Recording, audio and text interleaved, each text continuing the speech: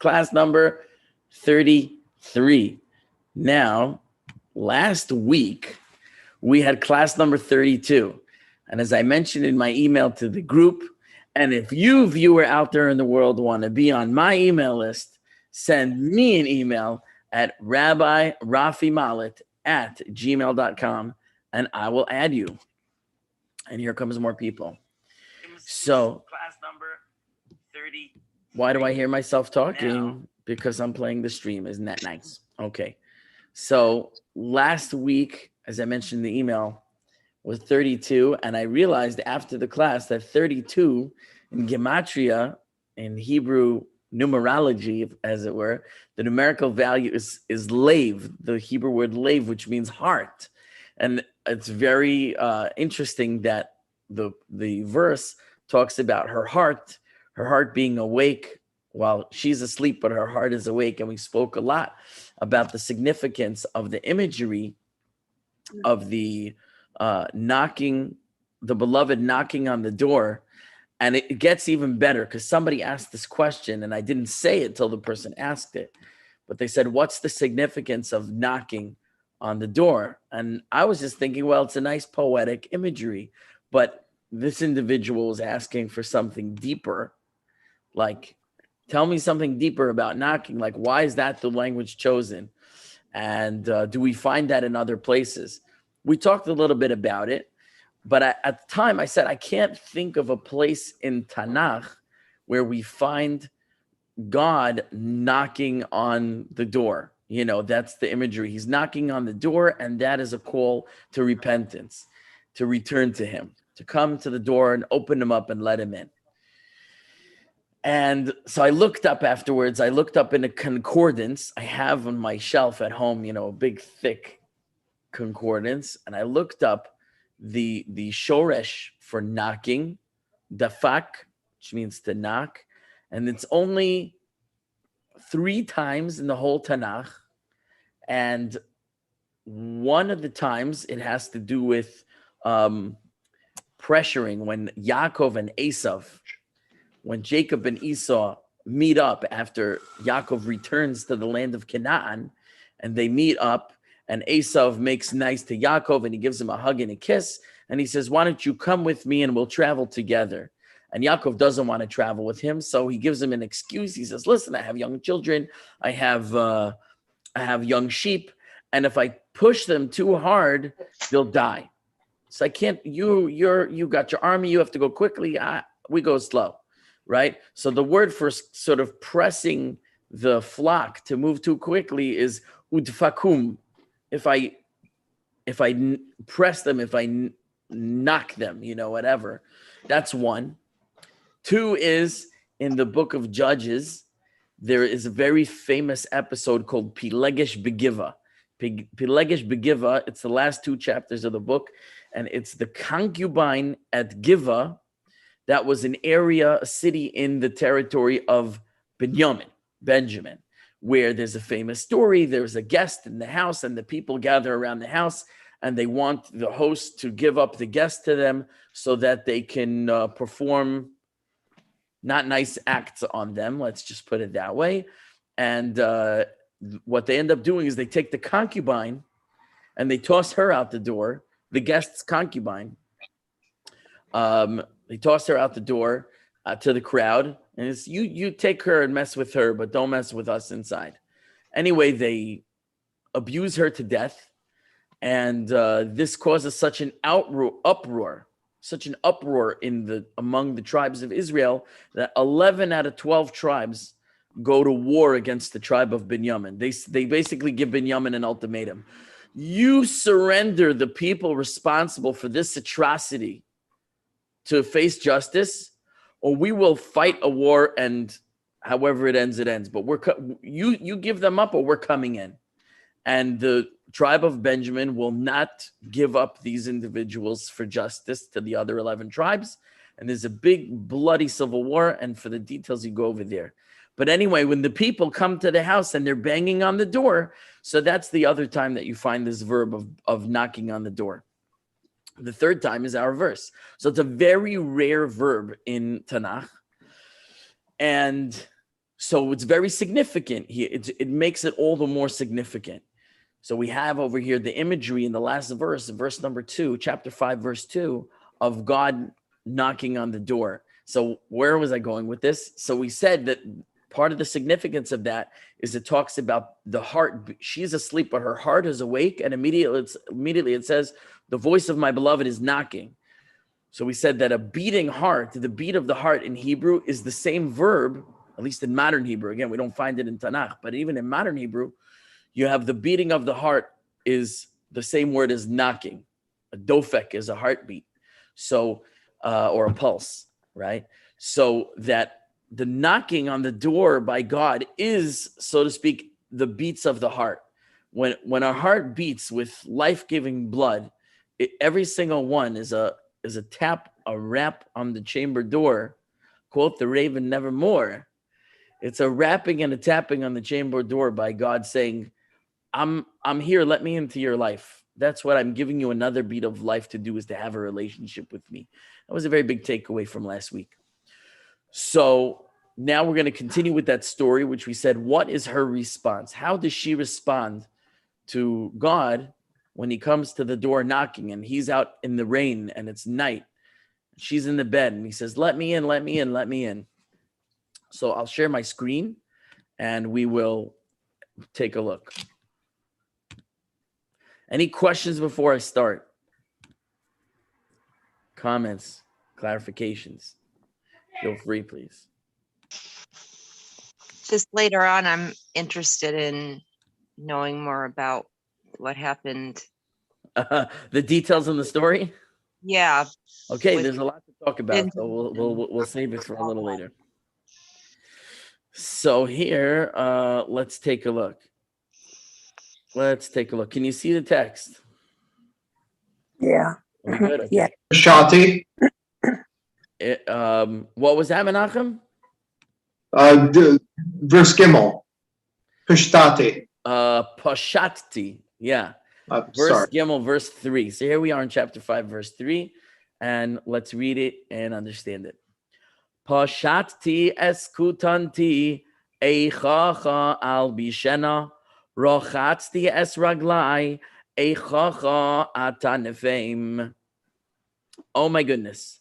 So what does she say back to him? She says, Pashatti eskutanti. What do you mean? She says, I took off my kutonis.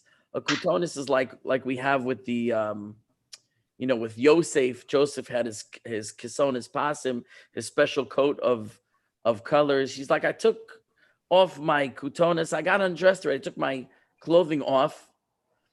Echacha al bishena. Listen to this word. How shall I put it back on? Echacha, like the word echa. How? Right? Ech. How shall I put it back on? Like, you really expect me to put my clothing after I went through all the trouble of getting undressed? Now I have to go and trouble myself to get dressed again, to come to the door. Rachatzti es raglai. I washed my feet already. Echacha atanefem. How, like in other words, how do you want me to make them dirty again? I'm going to walk on the floor, in the olden days, either they had dirt floors or just the floor in general is dirty. So I already washed my feet. I got into bed. I took off my clothes. I'm relaxed over here. You want me to get up, get dressed, get my feet all dirty again?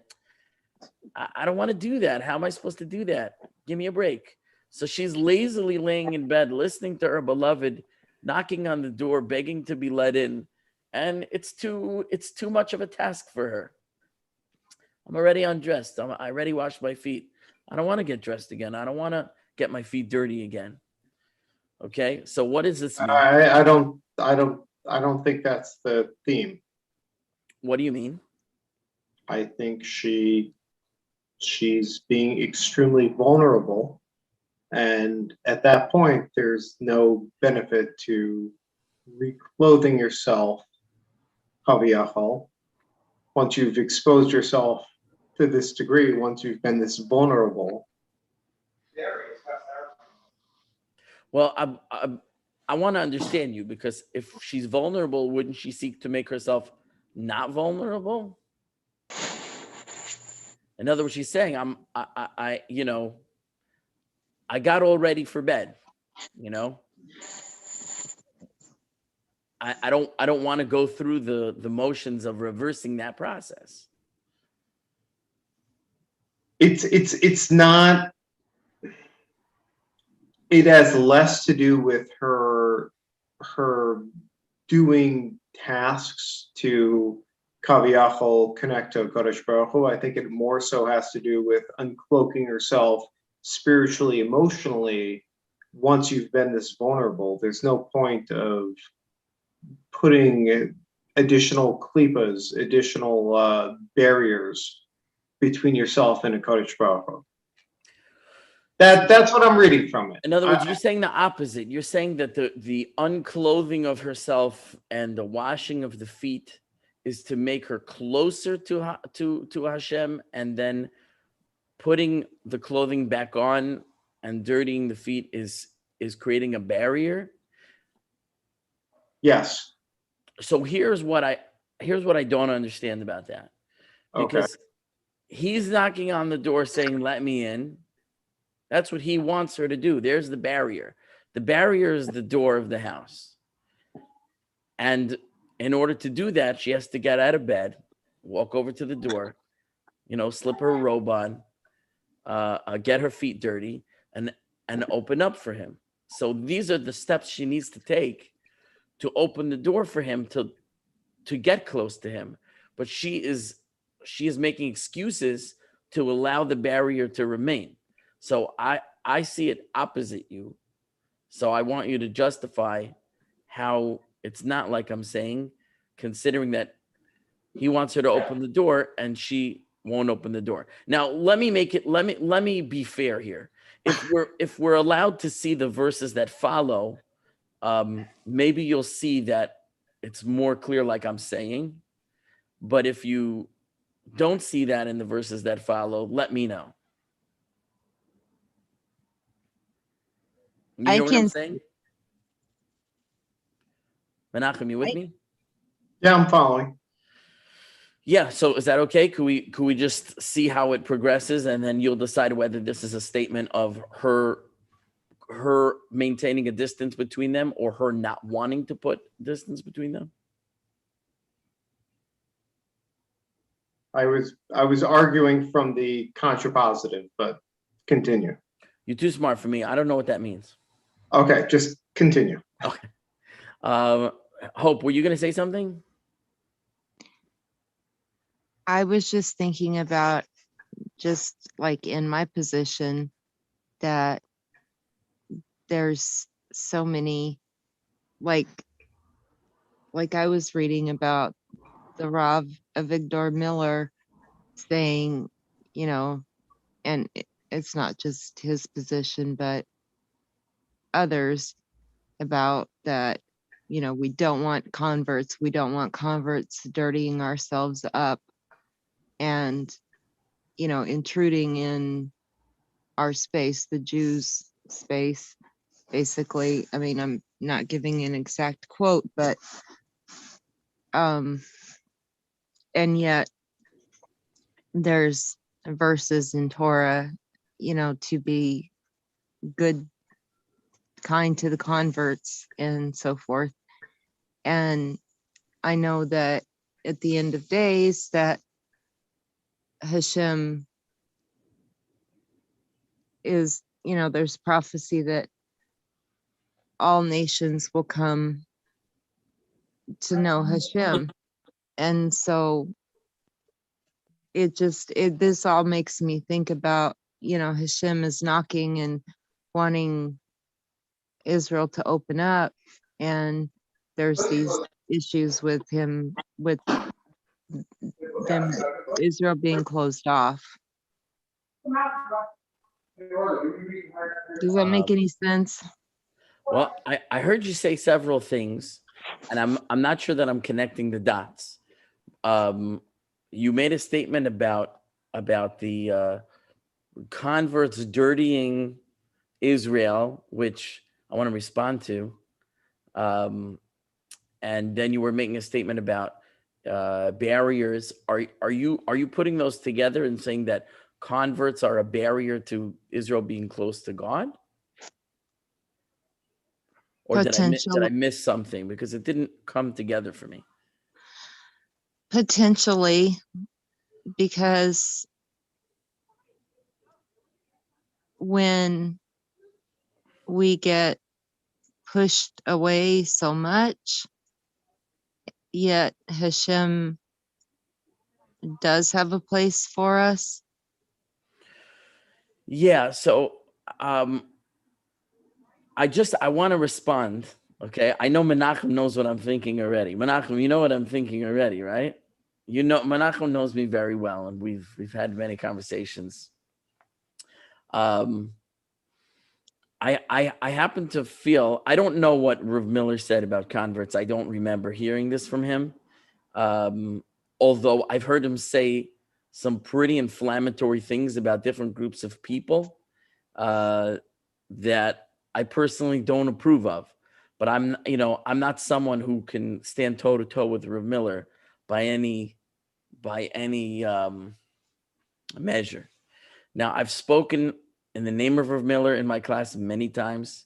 Rav Miller is an individual who has had a tremendous positive influence on me. And to a certain degree, in retrospect, now at age 40, some things that I learned from him have had a negative effect on me.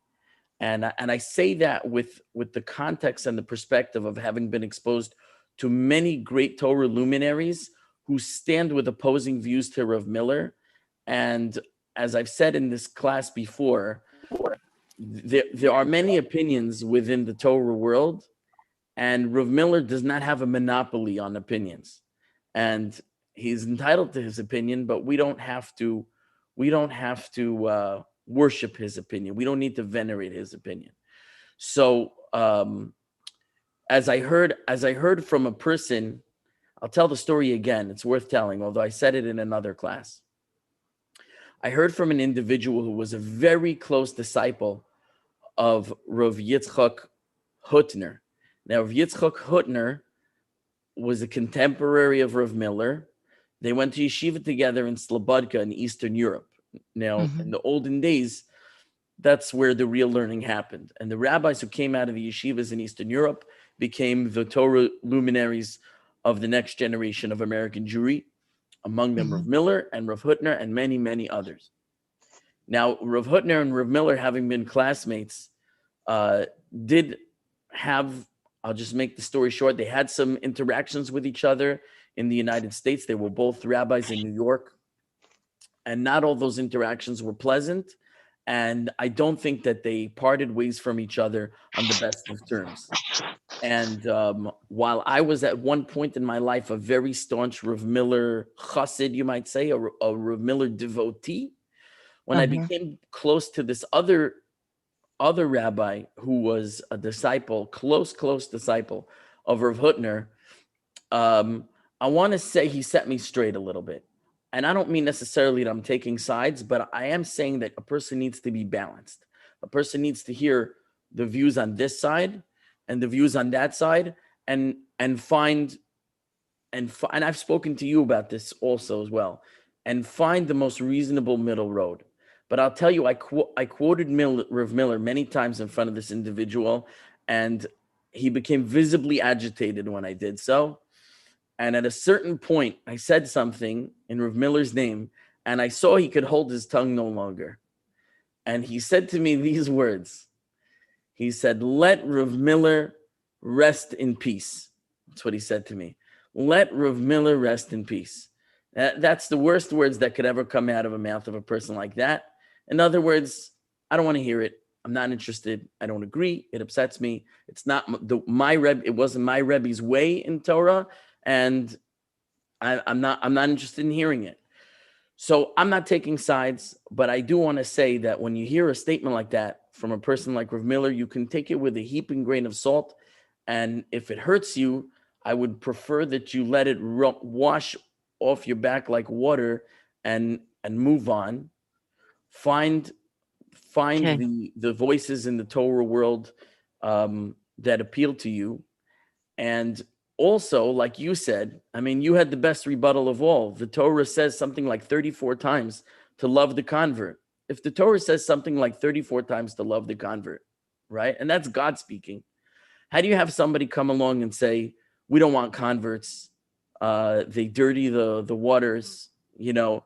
I would say, this is another thing I learned from a number of my rebbeim.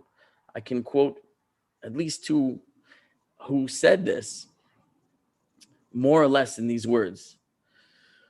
God has given every one of us a seichel hayashar. Seichel hayashar means in Hebrew, it means what we'd call in Yiddish a blata cup, a straight mind, a straight mind. We have an ability to think straight. It's cool. Oh, in English, it's called common sense. Okay. Seichel hayashar. Okay. A blata cup. Common sense. Okay. My Rebbe said, never surrender your common sense. Never surrender your seichel hayashar. If something doesn't make sense to you, I'm pretty sure I told this to you before. If something doesn't make sense to you, if it doesn't sit right with you, if it doesn't sound right to you, it's probably not right. It's probably not right. So I'm just saying, I don't necessarily know that we need to grapple so hard with an extreme statement like that from Rav Miller. I prefer to put it aside. That's my personal opinion. Now, I will tell you for this, I see your hand, Menachem. I will tell you for the sake of transparency that there's a statement in the Gemara that says that converts have been as difficult to the Jewish people like scabs to the body. Okay. Now, again, that's one of many statements about converts, both in the Torah and in the Talmud. Some of them very positive, and this one definitely weighing on the negative side. But again, with all these things, you have to put it into a balance. And all that means is, and we can look through history and see it confirmed in front of our eyes. There have been cases of individuals who have converted into the Jewish nation that we very, very much regret after the fact that we ever let them through the door. It's And not a yet we statement have about- excuse me? have Ruth and Rahab. Oh, for example, and I spoke about them in my class. We These wouldn't are have King very David. righteous converts. That's right. The mother of kingship, the mother of Mashiach, is a convert. Is Ruth, right? And the mother of many prophets, as I spoke about, was Rachav, who was a harlot. Now, the statement, that statement in isolation in the Gemara has to be taken with a broader context. And I've said this many times. When you read extreme statements, you can't read them as one-liners that define the religion. These are limited statements within a particular context. Yes, there have been incidents where we have regretted converting some people because it turned out poorly for us. I mean, now's not the time, but we could go through. We had in Seattle, we had a case. I'm not aware that I was here at the time, but I did hear about it from a number of people of at least one person who went through our Beis Din in Seattle to convert to Judaism, but was an undercover Christian, was an undercover Messianic. So, Messianic, I put in quotation marks. So they had, and we just had it in Israel. There was this huge, this huge case that was uncovered of a missionary guy, was like in a Hasidic community. He was married with kids and payas, and he was maybe a dayan or something, and he was secretly a missionary. Crazy. And using his kids. So I'm saying, you know what I'm talking about. So that's what the Gemara is referring to. These individuals who slipped through, and that's why the conversion process, like you said, we're pushed away so much. It's regrettable. It's very regrettable, but the course of history has forced us to be very discerning with who we let in the door, because even with all our safeguards, there's still people they get through that make big, big problems for us. So it's so hard though when somebody like me, I love you so much. I'm sorry, what? I said it's so hard though for somebody like me because I love you. I mean, when I say you, I mean the Jewish people so much. And I have nothing, I'm not trying to say anything bad. It's just, or hurtful to you. It's just like, it's so hard. It's a hard position for me to be in. For sure. I don't argue the point. I can't say I know from personal experience, but just my natural sense of empathy leads me to feel, very, very badly for those who struggle with wanting to convert and have a very hard time of it. And, all I can offer is my encouragement and my prayers But that I your didn't sincerity takes you to the finish line. but I didn't mean to get the whole thing off of what we were talking about onto me and onto this. I just meant I wonder if it has anything to do with God knocking and Israel not responding, and if it just has anything to do with a bit of stubbornness, I guess. That stubbornness is what I kind of was getting into. So let's wait and see. Okay, let's wait and see. But I appreciate your question and I appreciate your comments. But again, I thought it was important to respond to the statement that was very pejorative towards converts that I just want to put on the record. I don't agree with, and I don't think that anyone is required to agree with. And like you said, I think common sense would weigh more on the side of let's embrace the multiple times the Torah says love the convert.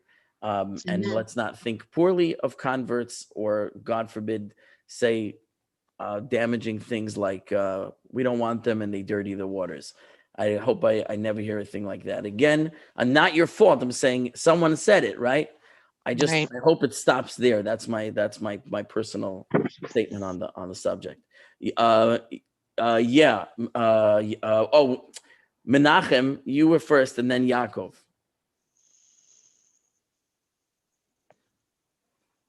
I don't hear you, Menachem. Are you speaking? He's muted.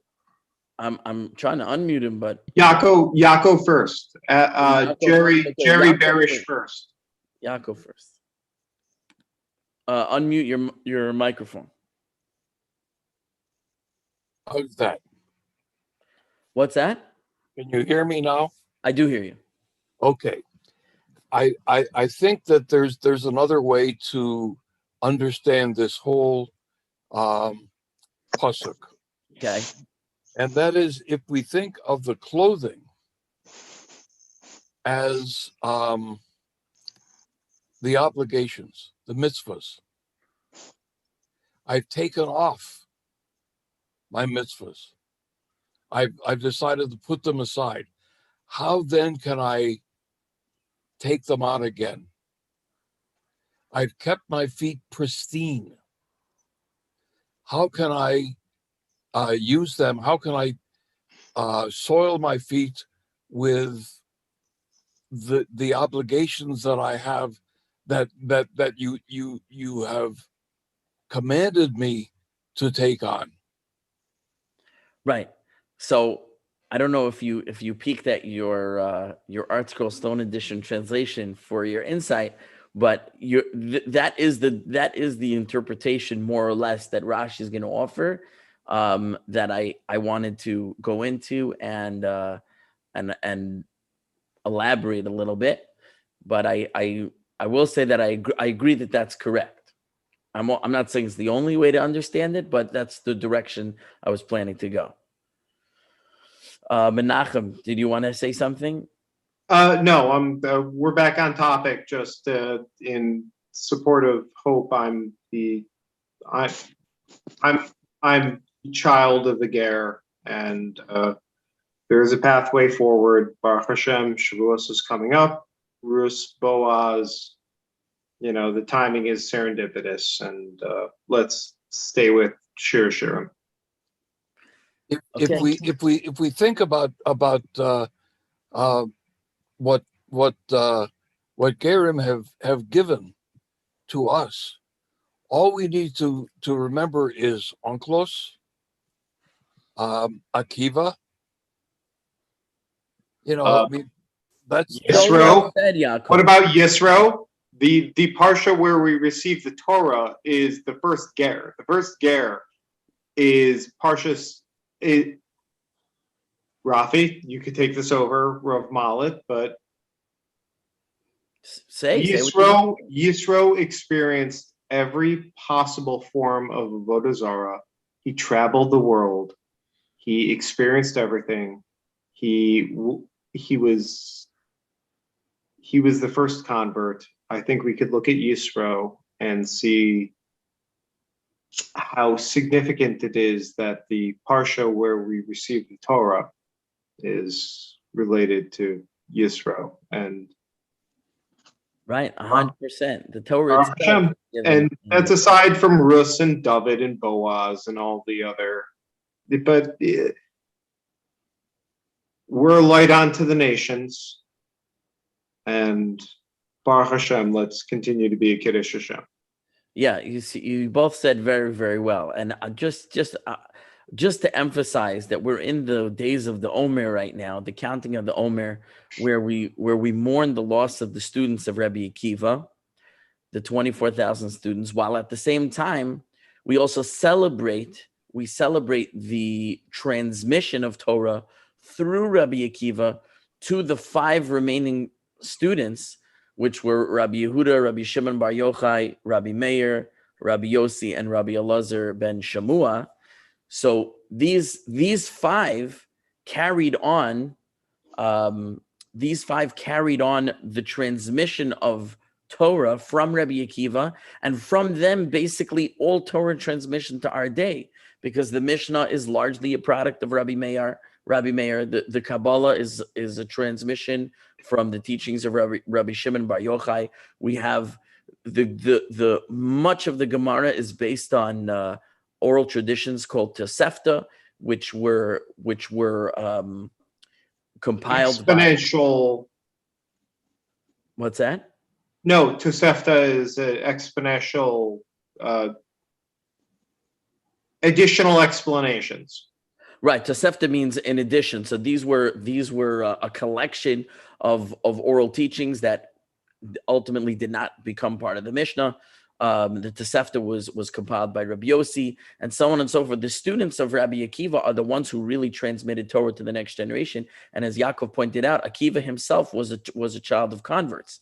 So and like Menachem pointed out, that the Torah was given in a portion of the Torah that's named for a convert.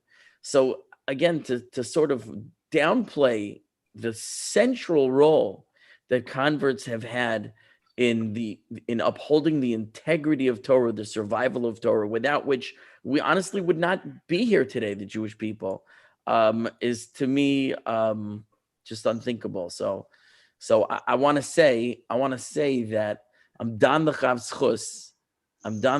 That means I judge on the side of favor that Rav Miller either never said this and he's being misquoted, or it's out of context, or he certainly didn't mean what the straightforward meaning would lend itself to be understood. I just cannot accept it. I cannot accept it. So again, why? Because my common sense tells me that it's preposterous. So it cannot be. Let's go on. So now, so she says, I've taken off my coat. Rashi tells us like this. He says, what this means is that I've taken off my coat. She says, Kfar limadti la'atzmi drachem acherim. I have already accustomed myself. I have already taught myself other ways, other behaviors. Lo uchal lo shuv elecha od. I cannot return to you anymore. I've developed new habits that do not permit me to change and revert back to the way I used to be. Here he quotes a verse in Jeremiah where he's rebuking the people, and they basically answer him in this way. Listen, we used to do that. Now we do this. We like this way better. We're not changing back to the way we were. As Rashi says over here, that they liked their new lifestyle and they weren't inclined to reverse it. Now he says that the language here is is like that of a woman who's committing adultery. She doesn't want to open the door for her husband. Now Rashi doesn't say over here that she's in the middle of an act of adultery or not, or just that she's adulterous and so therefore she's no longer interested in her husband, so she's making an excuse not to let him in. But you could understand it literally that she's in the throes of an adulterous act. He comes, not, she's barred the door. He's knocking, honey, I'm home. Let me in. It's raining. It's cold out here. It's dark. Would you let me in, please? And she's busy inside. And so she says, it's cold. I'm undressed. My feet are, I just washed my feet. I can't come to the door so quickly. She's making excuses to delay. So, maybe her partner over there can make some kind of an escape or whatever the case may be.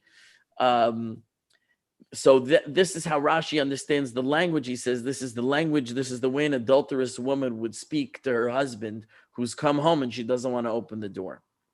Now, what I've quoted over here on the bottom, you see, is an excerpt from a book called Judaism and Its History by Abraham Geiger. Now, Abraham Geiger was essentially the founder of Reform Judaism. And I found this statement in the book extremely ironic when I read it. So I highlighted it for myself. I should always remember what he said. And when I got to this verse in my preparation, it just matched up for me, because you, Menachem, were right on the money when you said washing the feet should be a euphemism for ridding oneself of idolatry. Because we have, when Abraham welcomes the guests into his tent, he says, wash your feet. And over there, Rashi says, wash your feet was a euphemism for rid yourselves of idolatry. It says, because they worship the dust at their feet, whatever that means. That's not for now. But washing the feet is a euphemism for ridding oneself of adultery. So you would think over here, I washed my feet, I don't want to get them dirty, should mean I've got rid of idolatry, excuse me. I don't want to bring that back. But it's just the opposite. In the context, she's flipped the script. And now washing the feet is washing off Judaism. That's the dirt. That's the unwanted stuff. Get it out of here. My feet are clean. I shed my Jewish ways already. I should dirty myself by going back to my Judaism. So when you now will compare the two sides of the verse, because you have parallelism in biblical verse, I took off my coat, my kutonas, I took off this cloak. On the one hand, that I washed my feet, that means the cloak is also bad. What's wrong with the cloak? The cloak is also Judaism, and it's gross, right? I don't want to put my dirty clothes back on. So here, I was reminded of what Abraham Geiger says. Now, I'll give you a little context. In his book, Judaism and Its History, he shows how what his premise is this: what Judaism brought into the world. And yes, he believes in God. And yes, he believes that the prophets were inspired by God to write their words. Again, to what degree the words are God-given versus a product of some type of inner emotion stirred by God, he's very loose about it. He rejects evolution in the book as impossible to bring about the human being that we see in front of us. He says the gap between an orangutan, you take the most advanced of the apes and you put next to a human being. He says there's only the most superficial physical resemblance, but the gap is like from Earth to the moon. He says you can't. Evolution cannot explain that. So he does believe in God and he does believe in the soul. Menachem, what are you saying? I'm not going to get into Schroeder and the Big Bang, but no, we're not getting into it. Thank you, appreciate that. Well, I'm pointing out that he does have his feet firmly rooted in some traditional ideas, but what he does is he says that the real purpose of Judaism was to reveal to the world a type of morality, a type of advanced morality that the world was lacking. And like every nation has its gift, the Greeks had art, and the Romans had architecture, and this one had music, and this one, each people has its special quality. what is the special quality of the Jewish nation? It's morality.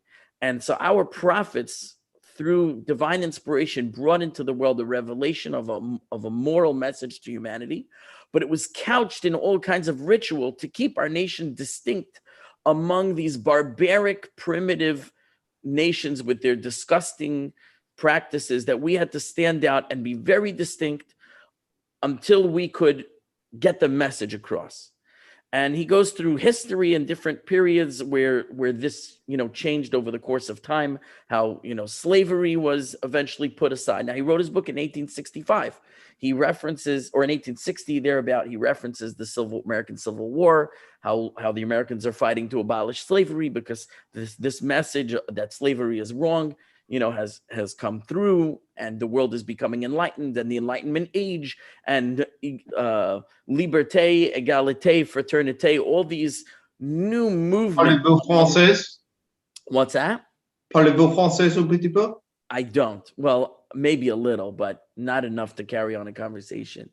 So all these modern, in his time, movements of emancipation and equality among men, all that was really creating a revolution in the world in the 1800s, as we all know. And the United States in the late 18th century was born out of that, and John Locke and the Declaration of the Rights of Man and all that stuff.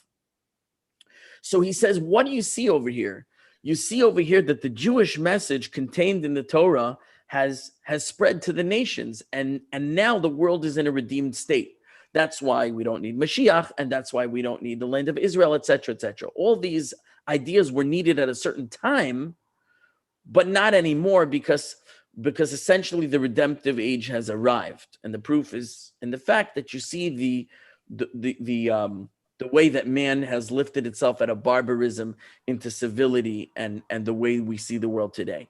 So he says, therefore, in the modern world, and his purpose was, of course, to allow Jews to live within these societies that was welcoming them, but it wasn't welcoming them if they would hang on to their traditions and be separatists, only if they more or less assimilated into the surrounding Christian culture. So he basically gave them a heter to do it. He gave them permission to do it. He said, we don't need the rituals anymore. That's a bygone thing. We accomplished our national mission, and now we can join the nations of the world as redeemed peoples that aren't held back by primitive ritual that was that was necessary in a certain age. Cliff has a comment, and I think Cliff is the same thing I am.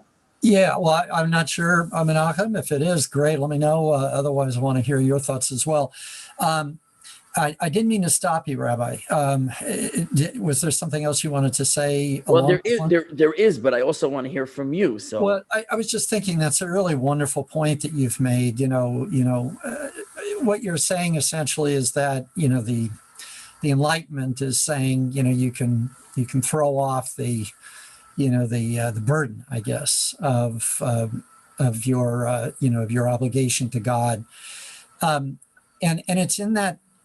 When I read this for Chatzti Raglai, the way it impressed me really was that when she talks about not wanting to get dirty again, the way that impressed me was that the siren song of assimilation is always that you do not need to feel guilty for the sin you incur in becoming, less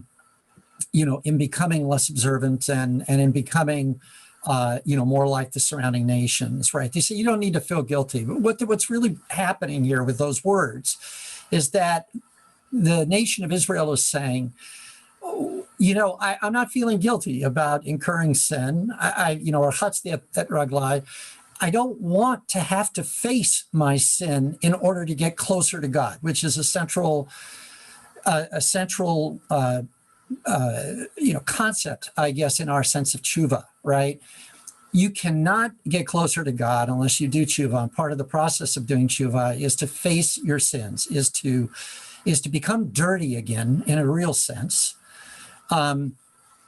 so that you can reconcile, so that you can feel contrition, and you can regain your relationship with God, some form of more genuine relationship with God, as exemplified by the more traditional approach to understanding God. So I think what it's, I guess I'm seeing it saying, I don't want to feel bad about my sins. I don't want to contend with that anymore. I don't want to get dirty again. I don't want to have to go through that process of facing my imperfections and my mistakes. And that's how I read it. And it exactly aligns with what you were saying about the Enlightenment. I tend to be a person who tries to see the good in all forms of Judaism. I've practiced all forms of Judaism at one point or another in my life. Reform I grew up in. I was a conservative Jew for a long time. I've been Orthodox at various other times. And, I see a lot of good in the philosophy of the Reform movement. I see a lot of good in the philosophy of the other, movements within our religion. So I'm really not trying to denigrate Reform Judaism, which is based upon the Haskalah and the Enlightenment, right? Of course. But I am saying that when you say, that really it's a foundational concept within Enlightenment that you really do need to leave that stuff behind. Don't contend with it anymore.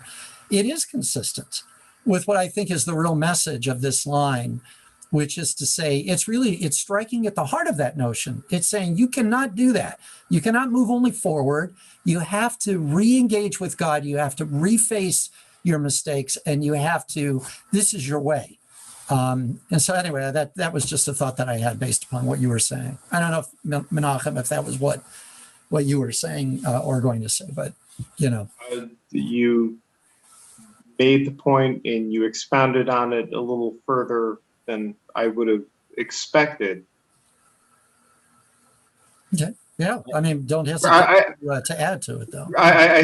No, there's nothing to add yet. When I say you expounded, I was not expecting you to go that far. But Rafi, Yeah. Mallet. Well, I was going to say this. First of all, I love what you said. I love everything. I love what he said also, and I can relate to it also as someone who's practiced all forms of Judaism. And when I see the Haskalah and I see, Geiger, making commentaries, it hits it. Rafi, I'm not qualified. I'm just a lawyer. I'm not qualified. Just a lawyer. More than I can say for myself. I wish I could say I was just a lawyer. What's that? I said I wish I could say I was just a lawyer. Just a lawyer. Oh no, God! I was trying to put myself down in the pits, but okay. No. Rub Mallet, please. I was gonna say I don't know if I want to be a lawyer. You guys got a hard. No, you guys don't want to be a lawyer. Trust me. Just Rub Mallet, please. So what I was going to say is Cliff was really brilliant, and I didn't think of it. This idea of the dirtying oneself. In other words, in order to return to God, we need to do teshuvah for those things we did in the past, which means we need to reckon with our past, and that's uncomfortable. We don't want to do it, and sometimes we'd rather just keep our head in the clouds and pretend it doesn't exist than to obviously we're talking as a nation, but I think one of the things that Cliff was emphasizing was the fact that we're going to do it one way or another as an intellectually, spiritually curious nation. And yeah, okay, I think this whole sentence, this whole pasuk that we've been discussing can be seen from the position of a Baal Tshuva. I was, and then I wasn't. How can I be again? right. Now it's interesting that she says, "How can I be?" Almost like it sounds like she wants to be, like instruct me. But there is a subtlety here in the verse that is negating that, which is the term eicha. Eichacha, or Eicha, which we found in chapter 1 as well. If you remember, you go back to that class. Now I'm running out of time, so I don't want to say too much. But Eicha is a lament. It is a lament. It's always used as a lament.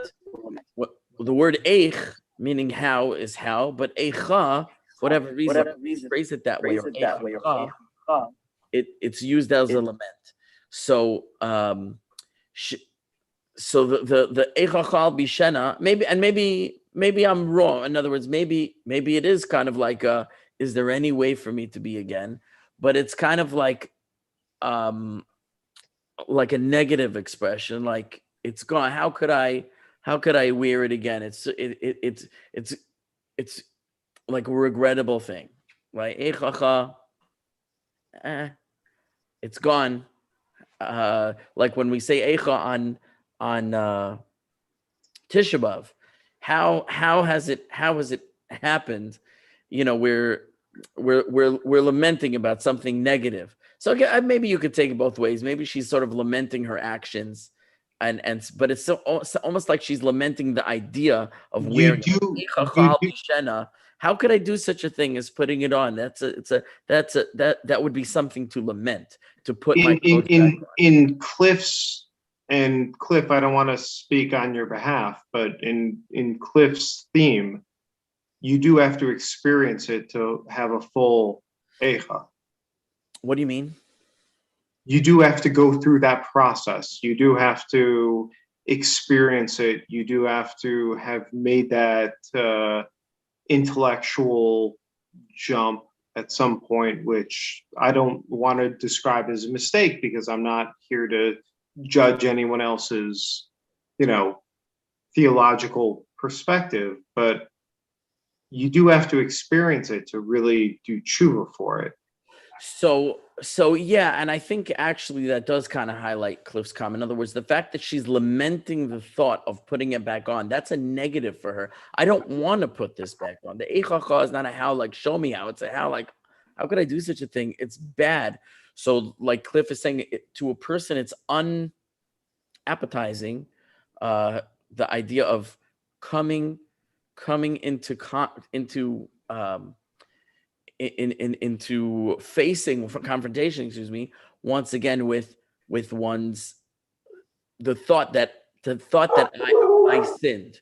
I'd rather say it's not for real, it's not true, the Torah is not true, God's not real, nothing I did was consequential. That can be more comfortable at a certain point when we are behaving a certain way than to come to grips with there is a God, there is a Torah, I did something very wrong, and now I have to come to grips with that. So I think Cliff, you're right in looking at the verse that way, and I even think the word Eichacha lends itself to that. The other response I wanted to say about what you said about reform and other Jewish movements, etc. I agree with you that there is positive to be found. And I didn't mean to be denigrating. Maybe I was contrasting what I think is a mistake. Oh, no, I don't think you were being denigrating at all, Rabbi. I think that you're simply pointing out a fundamental aspect of the perspective around Haskalah, I didn't take it that. I just want you to know I didn't take it that way at all. Right, and I also want to say on the other, I didn't find it that way either. I agree with Cliff. You did not come off as denigrating any other. Right. Philosophical, I'll be transparent. I'll be transparent that I am bringing it up in order to express disagreement with it, but not because I have a political agenda, but because I think that he made a mistake, and that mistake is reflected here in the section we're studying, and it's to me, it's just like especially moving in the fact that we see it black on white in the way that people have approached Judaism in much more modern times. I also want to say, on the other hand, and God should please forgive me, and everybody should please forgive me for what I'm about to say. I don't think that the Orthodox are doing a perfect job either. I think that although the tenets of orthodoxy, that is that, whatever they are, the 13 principles, God is true, absolute, all-powerful, etc. He revealed the Torah to our people, every single Rambam, okay, and the oral tradition and all those things. I'm 100% on board. I just don't want to if I'm saying, oh, Reform and conservative have some good about them, but somehow I'm trying to say that the Orthodox community is perfect. I'm not saying that at all. I think that we're all human beings. Our community, and it's even hard to say Orthodox community because there's a lot of different segments of the community, and I think everyone has some good things about them, and everyone has their problems, and collectively we have our problems. And we're not doing everything right, because if we were at this moment, we'd all be teleported. It's an Rafi, if I could jump in, it's an ad hoc relationship on a personal basis. You could affiliate with whatever you want to. You could be Reform, conservative, Orthodox, Hasidish. At the end of the day, it's an ad hoc relationship with the Kodesh Baruch Hu. And we're all working out our personal relationship with the Kodesh Baruch Hu. So you're going to have to brush me up on my Latin. What is an ad hoc relationship? Extremely personal, extremely unique. Okay, I'm going to say that my personal views are aligned with the tenets of Orthodox Judaism, but as a community, I'm not saying that we have it perfect, because if we were doing what we were supposed to be doing perfectly, the redemption would be here. I mean, that's another thing we believe. Obviously, there's more work for us to do. I'm personally aware of many problems in our community that I would love to see solved. I'm in no way saying, with some type of a superiority complex, that we got it all right and everyone else has it all wrong. There's black and white, there's gray. Let's leave it at that. So I just want to be clear about that. I know we're over time now, so it looks like this is going to be our verse tonight. But let me finish up my thought, and then people who want to stay will stay. And that is here this is if it's not the end of the book, it's towards the end of the book. This is among the closing phrases in the book, which when I read it gave me a chill through my spine. But with seeing this verse next to it also is very telling, where he says these words, and it's eloquent. It's translated from German. I'm not the translator. I just read it in translation. He says, "Thou beloved pilgrim," he's talking to his fellow Jew, right? "Cast off thy rough coat of mail." You're wearing a rough coat of mail, like this armor, this rough, uncomfortable armor that you're wearing. You know what that is? That's your Jewish traditions. That's just cast it off, get rid of it. Take off that layer, that uncomfortable, unsightly layer. Contact with the world is no longer dangerous. Yes, there was a time where we needed all these protective barriers, but the world is a friendly place now. You don't have to be the way we used to be. We could be like everybody else. Cast off the coverings that hide and disfigure thee. So the traditions of Judaism are a disfigurement, according to this philosophy, in the context of the new world that we live in. At one time, they might have been praiseworthy. It is no longer an icy, freezing breeze that breathes upon thee. And listen when he says, look, you're afraid to go and join the nations of the world in their society. Don't be afraid. He says, love will blossom up everywhere. Thou hast a warm heart, and the whole of mankind wishes to lean upon it. Everybody's just waiting for the Jews to come out of the ghetto. They're going to give you a big hug and a kiss, welcome you in. You're going to be in the club. Thou must with fresh love embrace the whole. Okay. So when I read this just on its own, the irony of it is like, you were so wrong. In other words, and we knew it, because in other words, again, those of us who do adhere to the strict truth of the Torah, those of us who do adhere to the idea that the Torah is eternal and it is divine wisdom and it's immutable. So first of all, to call it rough coat of mail, to call it coverings that hide and disfigure, is very pejorative towards a Torah that we look at as something beautiful. But he's not looking at it that way. So he says, and his philosophy is, it's just a burden. Get rid of it. You don't need it anymore. And the statement that the world will embrace you with love was, could anything have been, and he's writing in Germany, could anything have been proven more false within a century or two? So here it is in Shir haShirim. In other words, it wasn't such a new idea. She says, I've taken off my rough coat of mail. I've taken off the coverings that hide and disfigure me, like Rashi says.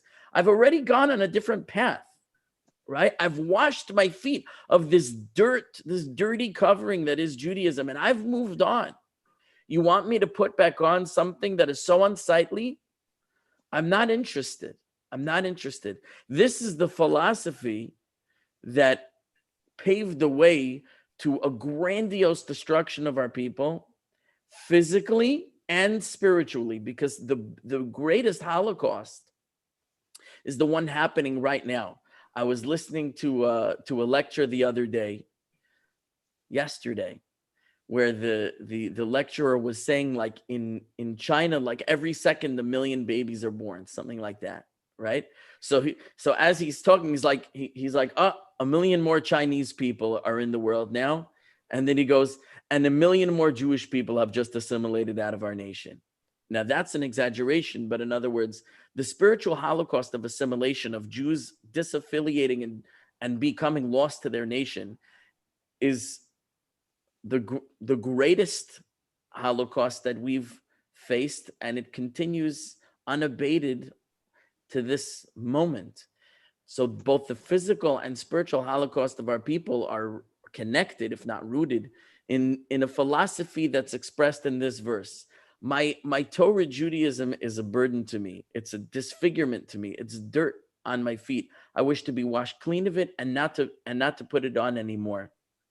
What an unfortunate attitude, which will turn around in the book. But of course, I don't have time now. But one of the themes that I emphasize all the time is really the beauty and the joy of Judaism. If we can't find the beauty and the joy of Judaism that's truly there, of course, the path we're on is one of two. Either we maintain loyalty to Judaism but hate it, and are miserable, and that's very unfortunate, or we move on to something that we feel is more worthwhile, and that's at least as unfortunate. So not a super high note to end on, but it is where we are. So I'm going to pause the class. I'm going to say again, I'm going to halt the series until I am settled from my move. And so I'll be in touch. And if people have questions, I welcome you to stay later. And people who have had enough for the night are welcome to have a Shavua Tov. I hope that I think we discussed many worthwhile things tonight, not all on the direct topic, but I think a lot of things that are of value. So I hope you had value from tonight's class, and you'll join again when we start back up again. Thank you. Thank you, Rabbi. B'hatzlacha on your move.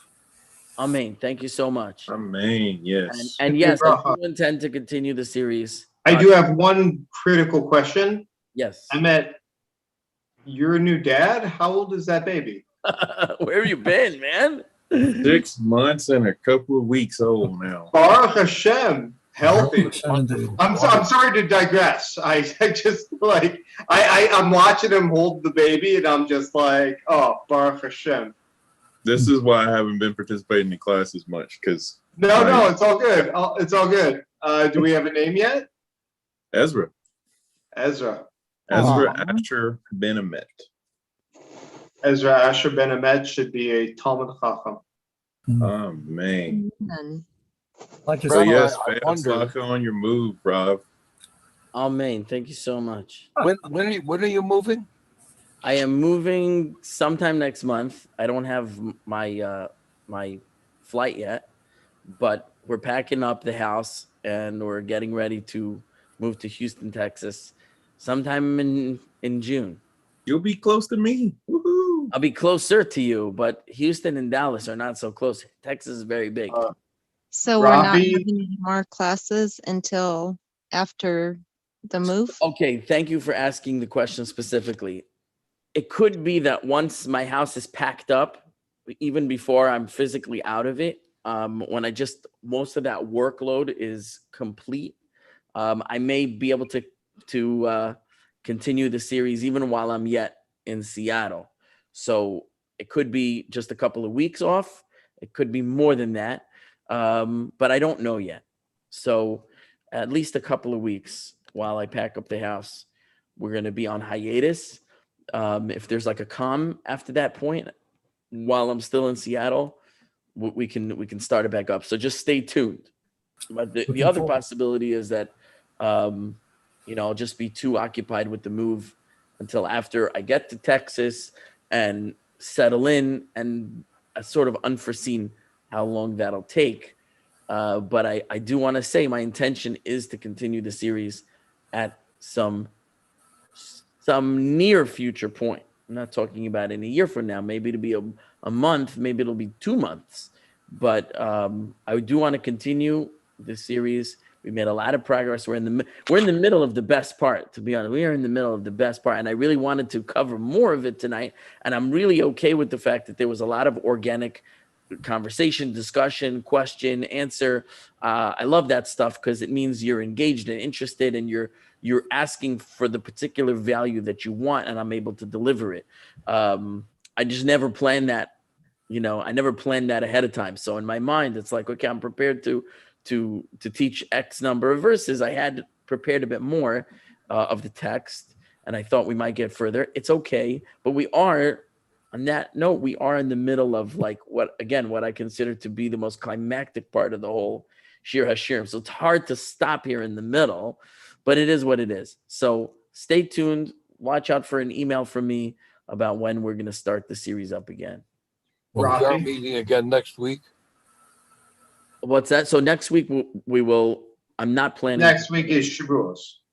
Next right, week, Shavuos is right. which day of the week, Menachem? Next Shavuos starts Sunday night.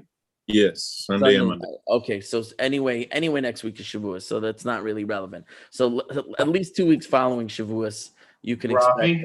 that we will not have a Okay. class. Rav Malek. I would like to make one brief comment about Rabbi Geiger's statement, Okay. and that is, I suspect that if he had written that 30 years later, he would not have said the same thing. You may be right. I'm not sure. Oh, he wrote it. When did I say he wrote it? 1860. Yeah. So 30 years later was already what, the Dreyfus stuff? Well, I wasn't thinking of it so much in that context, but rather he's relying so heavily on Haskalah, and Haskalah as a movement, as a goal, was laudable, but the way it was done was awful. The results were terrible. Because I mean, that's a huge topic. I know it is. But even speaking in of which, America, I promised someone I would talk about the concubine story. So yeah, go ahead. even in America at the time he was writing, many of the Reform rabbis were torn on the question of slavery. David Einhorn, for example, was on one side. I think he was an apologist for slavery, but there were other Reform rabbis who were opposed to it. There was no Geiger consensus. seems to clearly be opposed to it in his book. He has a whole chapter on slavery where he talks about the slavery in the Torah was really kind of like a stepping stone to ultimately get rid of everything in the Torah was like a stepping stone to get out of where humanity was in its primitive state, in a barbaric state, to bring it to an enlightened state. And so the Torah was this bridge. And so he talks about kind of the Torah's laws of slavery as moving things in a particular direction, but giving us the idea of where we ultimately wanted to go, which is that there should be none whatsoever. But you can't go from 0 to 60. You have to go incrementally. He says the same thing about monogamy. He says the Torah allows monogamy, but polygamy. But later on, you have Rabbeinu Gershom in the Middle Ages who outlaws polygamy, right? And so, I'll agree with him on this. It is clear, and I've said it in the series before, I think I've said it in the series. It is clear that the Torah discourages polygamy, even though it's permitted, and there's reasons, outstanding reasons that would make it preferable to some alternative of, let's say, a woman being not part of a family and being vulnerable, so she can, come under the wing of a protective husband. And for that reason, he's allowed to marry multiple wives. And you could see that in the ancient world kind of context. It's clear that this was not an ideal. I mean, it's really clear, and I could talk more about it, just not going to. So he says that Rabbeinu Gershom was kind of like the first Reform rabbi, if you will. He's like, okay, let's do what the Torah really wants, and let's just outlaw it altogether. Now, again, there's what to talk about. There's nuance. Obviously, he wasn't saying on the level of D'Oraita that, we're getting rid of a Torah law. He said we're making whatever, we call it a cherem, we're making kind of a fence. But he uses this as an example of kind of like how we moved from a primitive state to a more civilized state, and the Torah being a bridge, and even the rabbis along the way figuring it out and making laws to sculpt the picture more the way it should ideally be. So slavery is one of his examples, and so he's clearly opposed to slavery. I understand that, and I must say that as a sociologist, I can really understand or cast this whole notion of the utility of slavery, and I hate to use that term, that phrase, because it was hard, it was absolutely hard, but slavery, it was not possible to truly free ourselves from slavery until industrialization. Right. And believe me, I could go on and on and on for days. In fact, I have. Right. It's true. It was much easier for people to embrace the idea of opposing slavery when they didn't have such a pressure to somehow, get on without it, right? Like, oh, we have everything. machines, so Everything was done. now I can in terms of food production. I can stop rationalizing when exactly as machines, right? Treat people like machines, God forbid. So, well, I mean, we still do, but in a different way. Say that again. We still do treat people like machines, but in a different way. The world's still not perfect, like I said. No, absolutely not. And that is the reason that to me that is the absolutely the most important reason for maintaining Jewish tradition, because we are bringing a light. 100%. Well said. In other words, it's not that Geiger had such a terrible idea; he just jumped the gun a little too soon. By at least 100 years. I say we as Orthodox Jews, I'm not speaking for anyone here. If I speak for myself, we would not look at the Torah as strictly as such a utilitarian system of like, it's just to get us from A to B. We do believe that these are perfect ways to live, designed by God, etc. And they're valuable intrinsically. They also have these other very desirable benefits. Right. That's how I look at it. Yeah. That's why you have halakha. Right. So I told someone I would speak about the Pelegish Begiva, for whoever wants to stick around for that. Hope, are you still interested in that? Yeah, but I don't want to keep you. No, I'm good. I can hang on for another 10 minutes. Okay. So I'll just to go into a little more detail. So this was in the period of the Judges, which is a few hundred years between the death of Joshua until King Saul becomes king. And as a matter of fact, Rafi, have we ever learned Tanakh together? Oh, did we? So, by the way, are you moving to Century Pax? What's that? The west side of Houston. I think it's Southwest something. I don't know you're probably yes. Whatever you. Maurice Oaks. I don't know the name of the neighborhood. Okay, I've been there. Yeah, whatever. It's like I think it's hilarious. I know all the Jews in Houston. Okay, so it's difficult to date many of the events in the book of Shoftim, the book of Judges, because it plays out almost like episodes of an anthology series. You get a bunch of years with this judge when this thing happened, a bunch of years with this judge and this tribe when this thing happens. It's hard. They're not in chronological order. I think everyone agrees with that. So it's hard to know exactly when things happen. According to Jewish tradition, or I should say at least some sources in Jewish tradition, there may be conflicting sources. This story, which is at the end of the book of Judges, actually does take place at the end of the period of the Judges. And it seems that one of the participants in the war, which we're going to talk about, was none other than Shaul himself, Saul, who would later become king. And I'll give you my evidence to that effect. So the tribe of Binyamin, or a group of people in the tribe of Binyamin, committed this atrocity where they surrounded a house where guests were staying. It was a man with his concubine. They were traveling, and they wanted the man. Instead of giving them the man, the host gave them the concubine. Yaakov, were you raising your hand? I know the story. So Okay, I told Hope I would elaborate. You don't have to stick around for it. Okay, good. I would like to talk to you privately at some point. Okay. Well, I'll give you a call. arrange it. I will call you. All right. Thank Have you. a good night. Thank you all. Take care. So they throw the woman out the door. She gets abused by the. Are you heading out? No, I just saying say goodbye to Yaakov. The crowd abuses her till she dies of her injuries, and the husband is so upset by what has been done here that this is horrific. I hope he didn't just eat. Okay.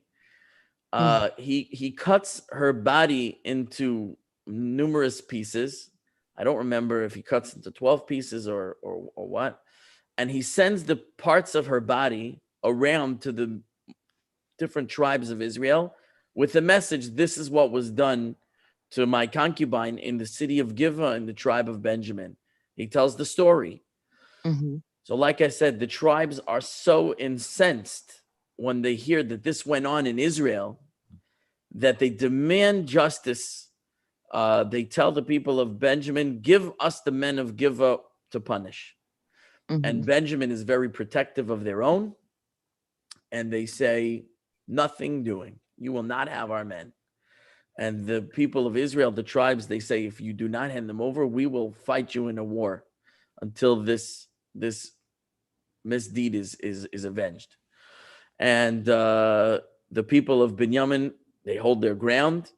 The 11 tribes unite against Binyamin, and they go to war. And in the first round of fighting, Binyamin has the upper hand and really gives them a bad bloody nose to the rest of the tribes. Now, I don't have the books in front of me, and I didn't review, so I don't remember all the details, but they regroup for a second round of fighting. I don't remember if they pray or do teshuva or something. Emma, maybe you remember what makes the difference the second time.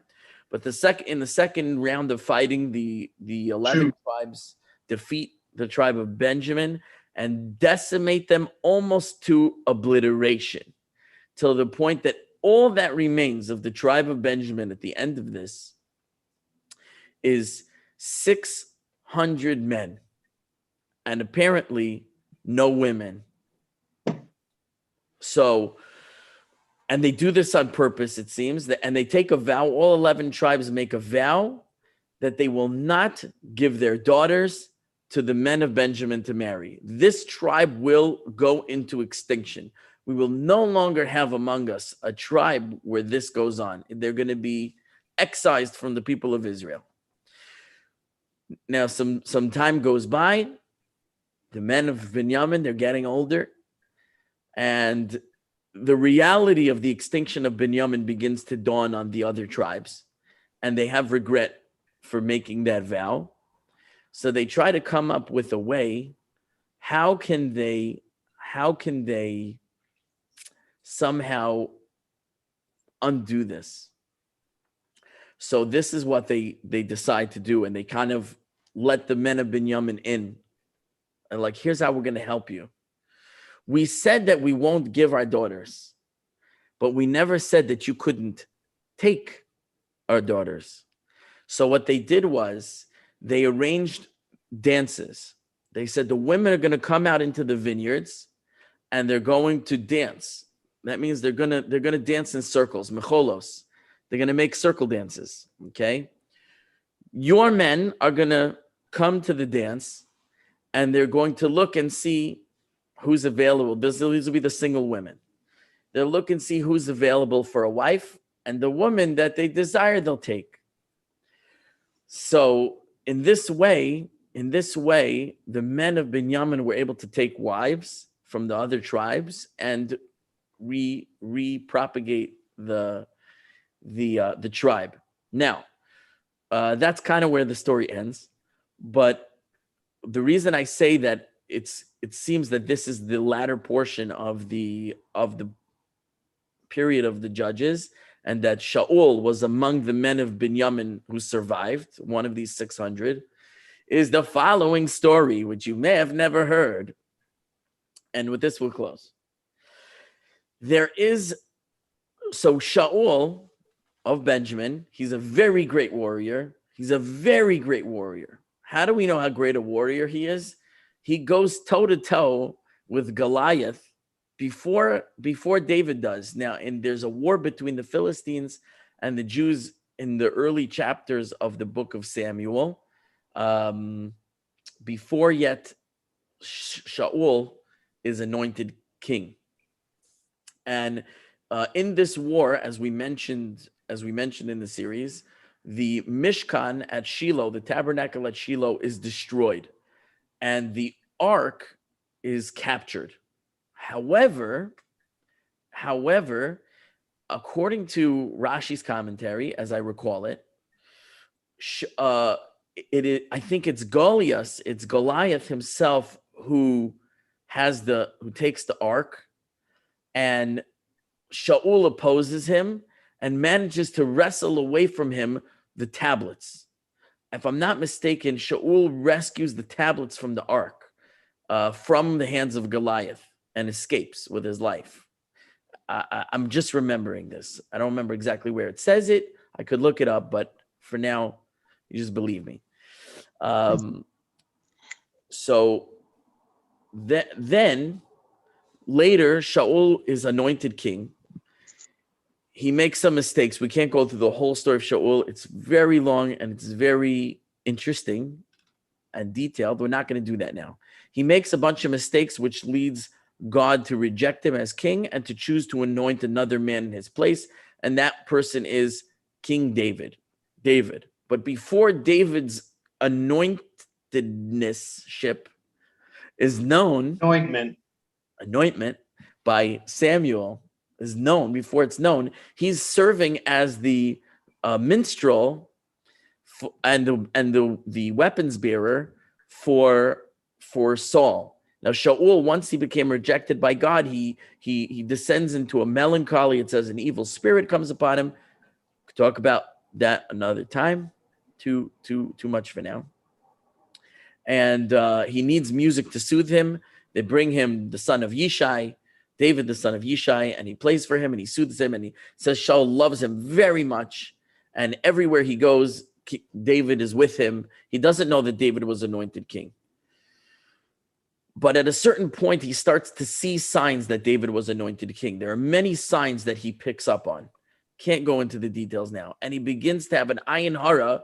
He begins to have a jealous eye for David and decides, in his reduced state of wellness of mind, that he wants to kill David. He doesn't let him know this. He secretly tries to kill him many times, and God rescues David many times from his hand. David starts getting suspicious that Shaul is trying to kill him. Okay? It's like when Shaul threw a spear across the room and David happened to duck down to tie his shoes at that moment, and the spear hit the wall right above his head, and he's like, Right. what was that? And he goes, oh, there was a fly. I was just shooting for the fly. He's like, I think he's trying to kill me. So he goes to Shaul's son, Jonathan, with whom he has a very close friendship. The Tanakh describes their friendship in terms of a very deep love that David, in his eulogy for Jonathan, says was greater than the love he had for women, whatever that means. And it's not for now, and I guarantee you it's not homosexual, so please don't say that. 1,000%. Okay, I don't care what Rabbi. My son's name is Yehonasan. I That book is learned that. I learned that my opinion. Eric of What's that? Tanakh. My oldest son's name is Yonatan, Yehonasan, and I learned that parak of Tanakh, and I'm on board with Dennis. It's a beautiful name, and he was a beautiful person, and their bond is described as, like life itself. These were besties. And he says, I think your dad wants to kill me. And Jonas's like, nah, my dad, no, he loves you. What are you talking about? He goes, I think he wants to kill me. So they decide to make a test. Dan Lakasfut. Say that again? Dan Lakasfut. Well, I mean, Yonasan really didn't know. But they decide to make a test. He says, okay, Machar Chodesh, we read this on Shabbos if it comes immediately before the new moon, the Rosh Chodesh. Machar Chodesh, he says, tomorrow's the new moon, and there's going to be a festival. He says, you usually sit, next to the king. Don't come. And let's see how he reacts. If he reacts calmly to you not being there, he has no ill thought for you. But if he reacts negatively to you not being there, then I'll know that he wants to kill you. So the festival comes. David's seat is empty. Shaul says, where is Ben Yishai? Where is he? And Yonasan says, he had a family gathering. He had to go to something with relatives. He had a festival somewhere else. I don't remember if this was like the first day or the second day, but Shaul gets extremely angry. And he says to Yonasan, you're lying to me, and you're in cahoots with that no good Ben Yishai, this fellow. He's my enemy. He has it out for me. He's very paranoid, Shaul. He has it out for me. He's going to take my crown, and you're my son, and you should be inheriting my crown. And instead of siding with me against my enemy, you're siding with my enemy against me. He says, "L'boishas, to the shame of you, l'boishas imcha, the shame of your mother." And he calls him this. He says, "You ben na'avas hamardus, you." What's a ben na'avas hamardus? Literally, it means like the son of a rebellious woman. Okay. So wow. Rashi, what's that? I said, oh, wow. So he's insulting his mother, really. So Rashi says, what did he mean? He offers a couple of explanations. I'm really late, so I have to stop. I'm going to tell you the second explanation. He says, you're just like your mother. You're out to get me just like your mother. What's just like your mother? It says Rashi, when the women were dancing this is amazing what I'm about to tell you. When the women were dancing in the circle in the vineyard, and the men of Binyamin came to choose their wives, Shaul was among them, Rashi says. And he notices these girls, obviously, but he says he was a baishan. Baishan means he was bashful. He was modest. He's very modest, Shaul. He's very much praised for his tznius. A very modest person. And he was too modest to go and pursue a woman. So he's shyly watching from the sidelines, as his buddies are going and grabbing wives, whatever they're doing. What? And there's a woman there. He was very beautiful, Shaul. He was tall. It says literally head and shoulders above the rest. If you want to know where that phrase comes from, head and shoulders above the rest, it comes from Shaul. It says he was head and shoulders above the other men. He was tall. He was handsome, beautiful person. He had beautiful midos, very modest. A woman there saw him, and she wanted so badly he should choose her as a wife. So she's looking at him and she's hinting to him, Rashi says. She's giving him the eye. She's like, and he didn't make a move. He was too shy to make a move. He's looking at her. She's looking at him. She's like, no. It says until finally, it says, rather than him chase her, it says she chased him. Until she chased him. She came and ran after him. It implied almost that he ran away from her. He was so bashful that he ran away from her and she grabbed him, not the other way around. So basically comes out, he says, your mother is like an overly aggressive woman. She's like she's almost like an opponent to me. She's overbearing. Your mother's she's always trying to conquer me, right? Push me around and right and boss me. He says, you're like your mother. You also want to overthrow me because you're in cahoots with David. Anyway, must call it the end of the night. But I wanted to share that with you because it's a proof that Shaul was among the men of Benjamin who fought in the war or were alive during the war of that incident in the last chapters of the book of Judges of the concubine. That's it. That's all I wanted to say. Thank you. I mean, there's much more to say about Shaul and all that stuff, but that wasn't the question. So you want to know more about the incident with Pelegish Begiva? I told you what I knew, even going so far as to explain the connection to King Saul. So Thank you. We'll pause here. 9:36. I'm too young. We all have to get on with it's 9:36 here in the West Coast. So wherever you are, it's way later. So we'll all get on with our lives and we'll be in touch through whatever media, Facebook, email, text, phone, you pick. And I'll let you know when the next class is going to be, God willing. Amen. All right. Lala Tov, Shavua Tov. Shavua Tov. Shavua Tov. Be well, everybody. Have a great night. Bye. Bye-bye.